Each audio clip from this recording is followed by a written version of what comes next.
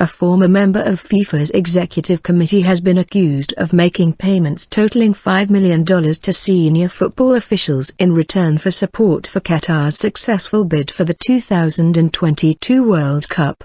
The Sunday Times newspaper said it has obtained millions of secret documents proving that Mohammed bin Hammam, a Qatari who used to be FIFA vice president, was lobbying on his country's behalf ahead of the vote in December 2010.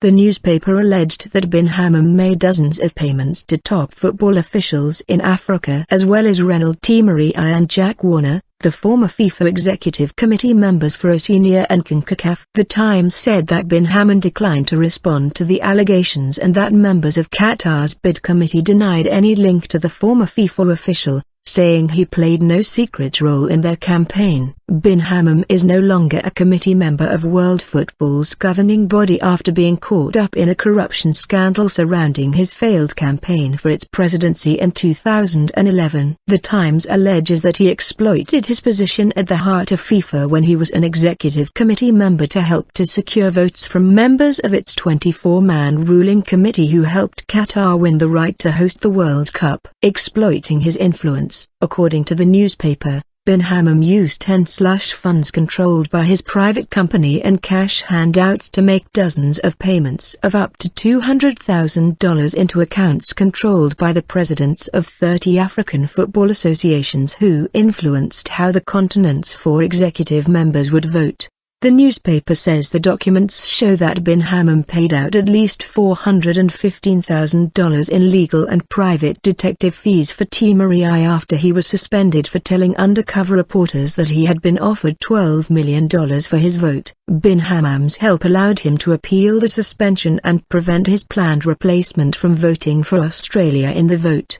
The Sunday Times claimed bin Hammam is also accused of funneling more than $1.6 million directly into bank accounts controlled by Warner, including $450,000 before the vote. Warner resigned from football duties, including his 28-year membership of FIFA's committee, in June 2011 while involved in a bribery scandal linked to bin Hammam's campaign for FIFA president. The Times also said bin Hammam paid $800,000 to the Ivory Coast FA, whose executive committee member Jacques Anma agreed to push very hard the bid of Qatar, and signed off on 2 payments of $400,000 each to the federations of 2 other voters. Answer to accusations. The Qatar 2022 Supreme Committee for Delivery and Legacies released the following statement in response to the allegations. The Qatar 2022 Bid Committee always upheld the highest standard of ethics and integrity in its successful bid to host the 2022 FIFA World Cup. In regard to the latest allegations from the Sunday Times,